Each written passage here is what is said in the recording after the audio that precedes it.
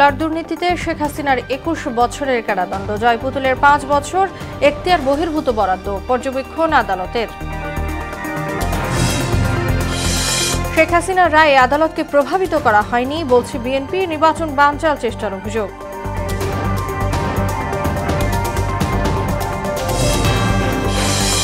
একদিনে ২ ভোটের চাপ সামলাতে প্রস্তুত কমিশন, ইসির রূপরেখা মেনে মাঠে থাকবে আইন শৃঙ্খলা বাহিনী।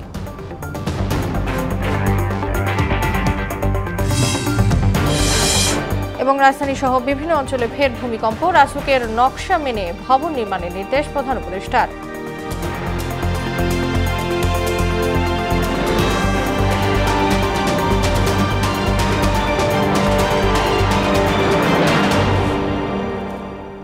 আসসালামু আলাইকুম, সবাইকে মহড়া সংবাদে স্বাগত। শুনছিলেন শিরোনাম, পুরো সংবাদের সঙ্গে আছি তাসনুবা বিনতে তাহের। প্লট দুর্নীতির ৩ মামলায় ক্ষমতাচ্যুত প্রধানমন্ত্রী শেখ হাসিনাকে ২১ বছরের কারাদণ্ড দিয়েছেন আদালত। ঢাকার বিশেষ জজ ৫-এর বিচারক এ রায় দেন। সজীব ওয়াজেদ জয় ও সাইমা ওয়াজেদ পুতুলের ৫ বছরের সাজা হয়। এছাড়া জয়কে ১ লাখ টাকা অর্থদণ্ড করা হয়েছে। ১৯ আসামিকে বিভিন্ন মেয়াদে দণ্ডের পাশাপাশি খালাস দেওয়া হয় একজনকে। রায়ের পর্যবেক্ষণে আদালত বলেন, এখতিয়ার বহির্ভূতভাবে আবেদন ছাড়াই শেখ হাসিনাকে প্লট দেওয়া হয়েছিল। মেজবা রহমানের রিপোর্ট। ক্ষমতার অপব্যবহার করে পূর্বাচল নতুন শহর প্রকল্পে ৩০ কাঠা সরকারি জমি বরাদ্দ নেওয়ার অভিযোগে শেখ হাসিনা, তার ছেলে সজীব ওয়াজেদ জয় ও মেয়ে সাইমা ওয়াজেদ পুতুল সহ অন্যান্য আসামির বিরুদ্ধে দুদকের দায়ের করা পৃথক ৩ মামলার রায় ঘোষণা করেন আদালত। রায়কে কেন্দ্র করে কোর্ট এলাকায় ছিল কড়া নিরাপত্তা। ৩ মামলায় শেখ হাসিনাকে ৭ বছর করে ২১ বছর, সজীব ওয়াজেদ জয়কে ৫ বছর কারাদণ্ডের পাশাপাশি ১ লাখ টাকা অর্থদণ্ড ও সাইমা ওয়াজেদ পুতুলকে ৫ বছরের কারাদণ্ড দেয়া হয়। যে মামলায় শেখ হাসিনা প্রধান আসামি এবং উনি এই ৩টি মামলাই আসামি হিসাবে আছেন, ওনার সাজা হচ্ছে ৭ বছর করে ৩-৭ ২১ বছর। দুদকের আইনজীবী দেলোয়ার জাহান রুমি জানান, শেখ হাসিনা পরিবারের সদস্য সহ মামলার মোট আসামি ২৩ জন। রাজুকের সাবেক প্রশাসনিক কর্মকর্তা সাইফুল ইসলাম সরকারকে খালাস দেওয়া হলেও বাকিদের বিভিন্ন মেয়াদে সাজা হয়। ভবিষ্যতে যারা রাষ্ট্র পরিচালনায় থাকবেন অথবা যারা সরকারি কর্মকর্তা রয়েছেন অথবা এই ধরনের সুযোগ নেওয়ার যাদের আসলে সুযোগ রয়েছে তাদেরকে তাদের জন্য এই রায়টা মানে দৃষ্টান্ত হিসাবে আপনার রেখেছে। এখতিয়ার বহির্ভূত আবেদন ছাড়াই শেখ হাসিনাকে প্লট দেওয়া হয়েছিল বলে রায়ের পর্যবেক্ষণে জানান আদালত। আদালত তার রায়ের মধ্যে সংক্ষিপ্ত একটি পর্যবেক্ষণ প্রদান করেছেন। সেই পর্যবেক্ষণে উনি উল্লেখ করেছেন যে একজন দেশের প্রধানমন্ত্রী যে তথ্য গোপন করতে পারে, মিথ্যা হলফনামা দিতে পারে, এটা তার কাছে বিশ্বাসযোগ্য হয় নাই, সে অবাক হয়ে গেছে। এই রায়ের মাধ্যমে দেশে সুশাসন প্রতিষ্ঠিত হয়েছে বলে জানান রাষ্ট্রপক্ষের আইনজীবী আবুল কালাম আজাদ। কোনোটাই বিচারের ঊর্ধ্বে নয়। আজকের এই রায়ের মধ্যে একটা দৃষ্টান্ত স্থাপন করলেন যে ভবিষ্যতে সরকার প্রধান হইল বা সরকার প্রধানের কন্যা হয়েও দুর্নীতির মাধ্যমে অর্জিত কোনো সম্পদ সুযোগ নাই। সরকারের সর্বোচ্চ পদে থেকে শেখ হাসিনা ও তার পরিবারের সদস্যরা ক্ষমতার অপব্যবহার করে যে সীমাহীন দুর্নীতি করেন তার চিত্র ফুটে উঠেছে এই রায়ের মাধ্যমে। মেজবা রহমান, মোহনা সংবাদ, ঢাকা। শেখ হাসিনার রায়ে আদালতকে প্রভাবিত করা হয়নি বলে দাবি করলেন বিএনপির সিনিয়র যুগ্ম মহাসচিব রুহুল কবির রিজভী। প্রেস ক্লাবে ডাক্তার মিলনের শাহাদাত বার্ষিকীর আলোচনায় তিনি কথা বলেন। এই সময় গণতন্ত্রের উত্তরণে নির্বাচনের বিকল্প নেই বলে মন্তব্য করেন বিএনপি চেয়ারপারসন উপদেষ্টা আমানুল্লাহ আমান। স্বাধীনতা বিরোধীরা নির্বাচন বানচালের চেষ্টা করছে বলে অভিযোগও করেন তিনি। মফিউর রহমানের রিপোর্ট। জাতীয় প্রেস ক্লাবে আয়োজিত স্বৈরাচার এরশাদ বিরোধী গণ অভ্যুত্থানে শহীদ ডাক্তার শামসুল আলম খান মিলনের ৩৫তম শাহাদাত বার্ষিকী উপলক্ষে আলোচনা সভার আয়োজন করে ৯০-এর ডাকসু ও সর্বদলীয় ছাত্র ঐক্য।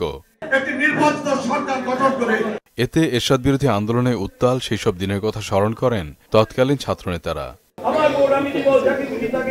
পরে আলোচনায় অংশ নিয়ে বিএনপির সিনিয়র যুগ্ম মহাসচিব রুহুল কবির রিজভী এরশাদের ধারাবাহিকতায় শেখ হাসিনা স্বৈরাচার হয়ে ওঠার প্রসঙ্গ তুলে ধরে বলেন, দুজনেই গণতন্ত্রকে ছুরিকাঘাত করেছেন। হোসেন মোহাম্মদ এরশাদের চরিত্র এবং শেখ হাসিনার চরিত্রের মধ্যে কোনো পার্থক্য নাই বলেই তারা বারবার পরস্পরের বিরুদ্ধে নানা কথা বলার পরেও একটি চূড়ান্ত মুহূর্তে তারা একত্রিত হয়েছেন, হ্যান্ডশেক করেছেন এবং একসাথে মিলে গণতন্ত্রকে ধারালো ছুরি দিয়ে জবাই করেছেন। অনুষ্ঠানে সভাপতি আমানুল্লাহ আমান বলেন, নির্বাচন বানচালে স্বাধীনতা বিরোধীদের চেষ্টা কাজে আসবে না।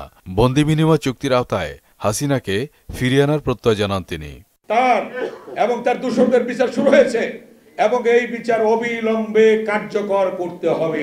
বন্দি বিনিময় চুক্তি আছে বাংলাদেশের সাথে, তাকে ফেরত আইন অনুযায়ী দিতেই হবে।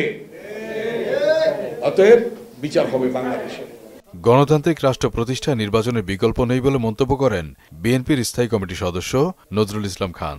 গণতন্ত্র প্রতিষ্ঠার লক্ষ্যে একটা অবাধ সুষ্ঠু নির্বাচন হোক, আর সেই নির্বাচনের বিজয়ের মাধ্যমে আমরা জনগণের কল্যাণের জন্য কি করব এটা আমরা আলাপ করব। ডাক্তার মিলনের জীবন উৎসর্গের মধ্য দিয়ে দেশে স্বৈরাচার পতনের ধারা শুরু হয়েছিল বলেও মন্তব্য করেন তিনি। শহীদ ডাক্তার মিলন তার লড়াইটাও ছিল গণতন্ত্রের জন্য। এর আগে ঢাকা মেডিকেল কলেজ প্রাঙ্গণে শহীদ ডাক্তার মিলনের কবরে শ্রদ্ধা জানান বিএনপির সিনিয়র যুগ্ম মহাসচিব রুহুল কবির রিজভী, ডাকসুর সাবেক ভিপি ও বিএনপি চেয়ারপারসনের উপদেষ্টা আমানুল্লাহ আমান সহ দলটির সিনিয়র নেতারা। ডক্টরস অ্যাসোসিয়েশন অব বাংলাদেশ ড্যাবের পক্ষ থেকেও শ্রদ্ধা জানানো হয়। মফিউর রহমান, মোহনা সংবাদ, ঢাকা। ইসির দেয়া রূপরেখায় নির্বাচনী আইন শৃঙ্খলা দেখভালের দায়িত্বে থাকবে স্বরাষ্ট্র মন্ত্রণালয়। দুপুরে আইন শৃঙ্খলা বাহিনীর প্রতিনিধিদের সঙ্গে বৈঠক শেষে একথা জানান ইসির সিনিয়র সচিব আক্তার আহমেদ। রাজনীতিকদের কাছ থেকে নিরাপত্তা বাহিনীর সদস্যদের সুবিধা না নিতে সিইসি নির্দেশনা দিয়েছেন বলেও জানান তিনি। গণভোট ও জাতীয় নির্বাচনের চাপ সামলাতে পর্যাপ্ত ব্যবস্থা নেওয়ার কথা উল্লেখ করেন ইসি সচিব। এমআর আসাদের রিপোর্ট। ত্রয়োদশ জাতীয় নির্বাচন ঘিরে দ্বিতীয় দফায় আইন শৃঙ্খলা বাহিনীর সঙ্গে বৈঠক করে ইসি। বৃহস্পতিবার নির্বাচন ভবনে 2 ঘণ্টাব্যাপী বৈঠকে ভোটের মাঠের নিরাপত্তা নিয়ে বিস্তারিত আলোচনা হয়। বৈঠক শেষে ইসি সিনিয়র সচিব আক্তার আহমেদ জানান, নিরাপত্তা ব্যবস্থাপনার দায়িত্বে থাকবে স্বরাষ্ট্র মন্ত্রণালয়, তবে দিক নির্দেশনা দেবে ইসি। আইন শৃঙ্খলা বিষয়ে লিড মিনিস্ট্রি হিসেবে স্বরাষ্ট্র মন্ত্রণালয় দায়িত্ব পালন করবে। তারা গাইডলাইন্স, প্রিন্সিপালস যেগুলো আছে, কিভাবে কি কাজ করবেন না করবেন সে সম্পর্কে তারা অন্যান্যবারের মতন দিক নির্দেশনা দিবেন। ইলেকশন কমিশনে আমরা ওভারঅল মনিটরিং এবং কোঅর্ডিনেশনটা আমরা দেখব। এর পাশাপাশি সেনাবাহিনীর ম্যাজিস্ট্রিয়াল পাওয়ার 28 ফেব্রুয়ারি পর্যন্ত, আগামী বছরের 28 ফেব্রুয়ারি 2026 পর্যন্ত বর্ধিত করা হয়েছে। নিরাপত্তার দায়িত্বে থাকা সদস্যরা রাজনীতিবিদদের দেয়া সুবিধা গ্রহণ করতে পারবেন না জানিয়ে সচিব বলেন, গণভোট ও জাতীয় নির্বাচনের দায়িত্বে ঘাটতি থাকার সুযোগ নেই।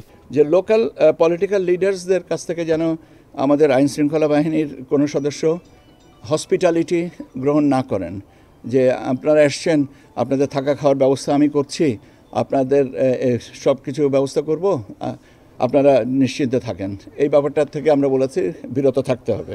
ঝুঁকিপূর্ণ কেন্দ্রের তালিকা এখনো প্রস্তুত হয়নি বলেও জানান ইসি সচিব। না, এখনো পর্যন্ত ঝুঁকিপূর্ণ ভোট কেন্দ্র আমার কাছে এই তথ্যটা নাই। এমআর আসাদ, মোহনা সংবাদ, ঢাকা। দেশের ব্যাংকিং খাত যুদ্ধ বিধ্বস্ত দেশ থেকেও খারাপ বলে মন্তব্য করেছেন বাণিজ্য উপদেষ্টা শেখ বশিরউদ্দিন। বলেন, ইউক্রেন আর ইসরায়েলের বাংলাদেশের খেলাপি ঋণ 3 গুণ বেশি। এমন বাস্তবতায় বৈদেশিক মুদ্রার রিজার্ভ 42 বিলিয়নকে সরকারের বড় সাফল্য বলে দাবি বাণিজ্য উপদেষ্টার। দুপুরে রাজধানীতে একটি অনুষ্ঠানে এসব তথ্য জানান তিনি।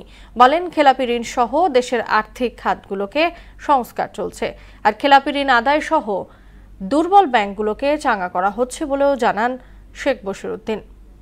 বিগত সরকার এই দেশকে যুদ্ধে মানুষ মারেনি, কিন্তু এমনভাবে দারিদ্র্যকে বসিয়ে দিয়ে গিয়েছে আমাদের অর্থনীতিতে, যে আমাদের অর্থনীতি একেবারেই ভঙ্গুর অবস্থায় চলে গিয়েছিল।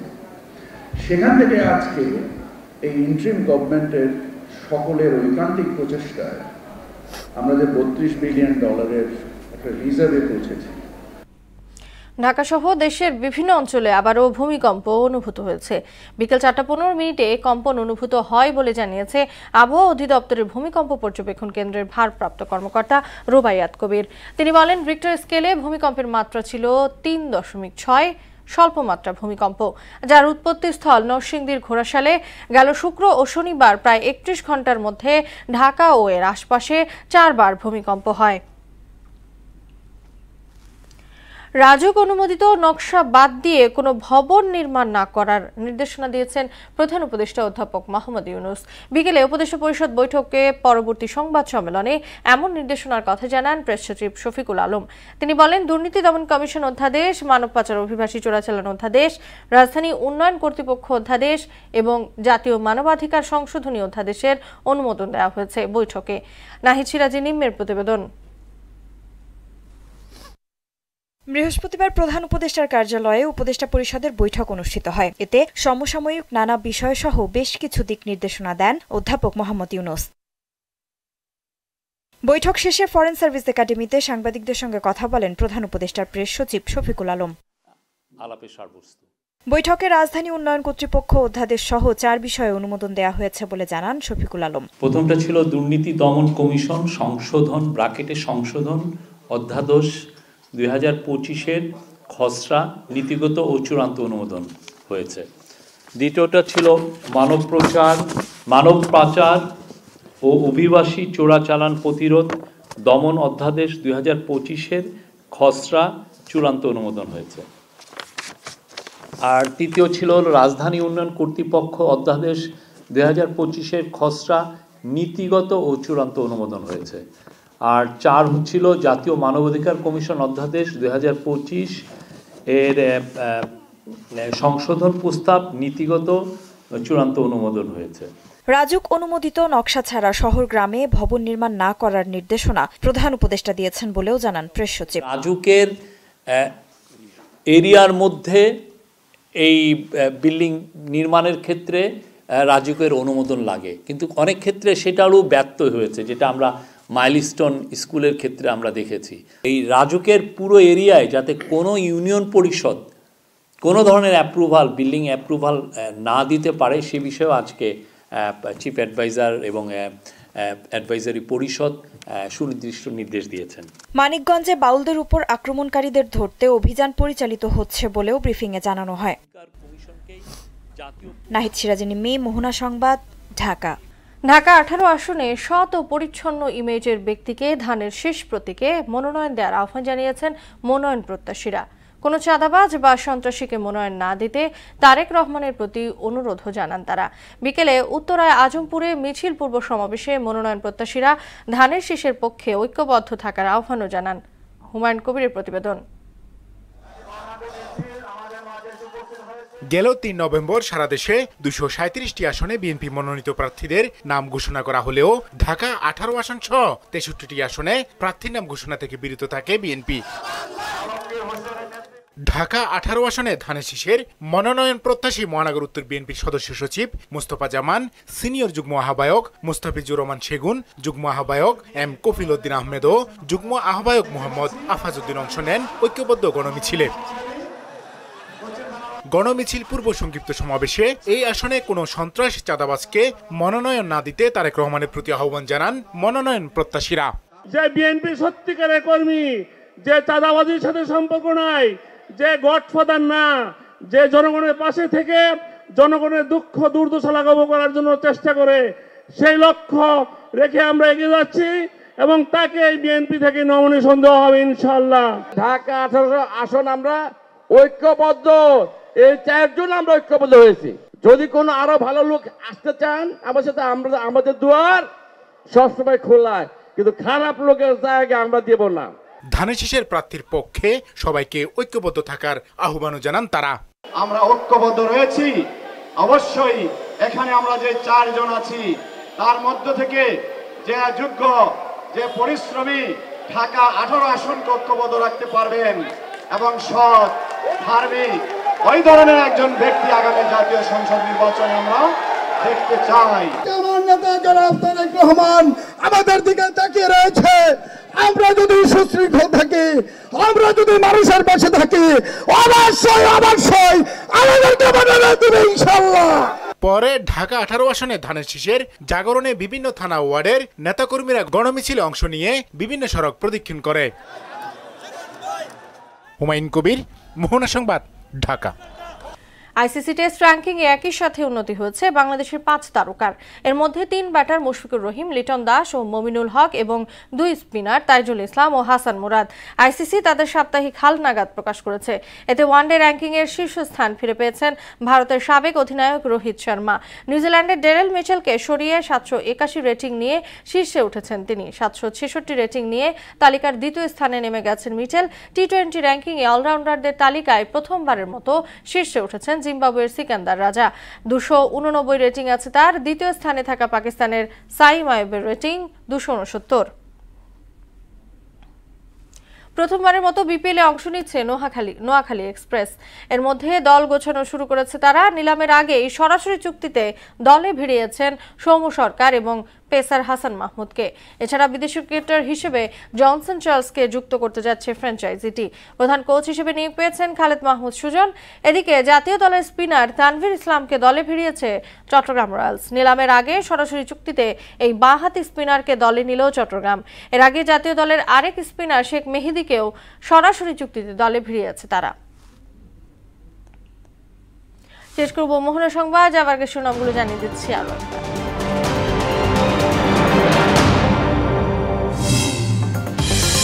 প্লট দুর্নীতিতে শেখ হাসিনার 21 বছরের কারাদণ্ড, জয়পুতুলের 5 বছর, এখতিয়ার বহির্ভূত বরাদ্দ পর্যবেক্ষণ আদালতের। শেখ হাসিনার রায়ে আদালতকে প্রভাবিত করা হয়নি বলছে বিএনপি, নির্বাচন বানচাল চেষ্টার অভিযোগ।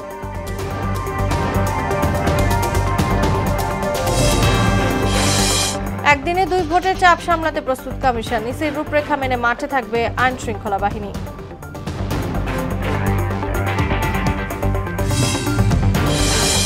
এবং রাজধানী সহ বিভিন্ন অঞ্চলে ফের ভূমিকম্প। রাজুকের নকশা মেনে ভবন নির্মাণের নির্দেশ প্রধান উপদেষ্টার।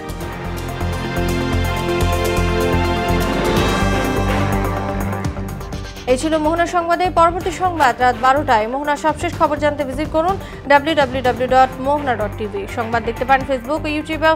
এতক্ষণ সঙ্গে থাকার জন্য ধন্যবাদ সবাইকে।